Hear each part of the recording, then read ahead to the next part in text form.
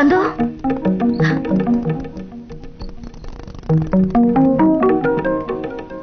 రమ్మని ఆహ్వానించేంత అనుబంధం లేదు, పొమ్మనే అధికారం లేదు. అందుకే చేతులు జోడించి వేడుకుంటున్నానమ్మా, దయచేసి మావాడి జోలికి రావద్దు. క్షమించండి. నిన్ను క్షమించానని తెలిసినా కూడా మీ నాన్నగారు మమ్మల్ని క్షమించడమ్మా. అది కాదు అంకుల్. వద్దు వద్దమ్మా, అలా పిలిపించుకోవాలన్న ఆశ నాకు లేదు, పిలిపించుకునే అర్హత నాకు లేదు. వెళ్ళిపోతలే.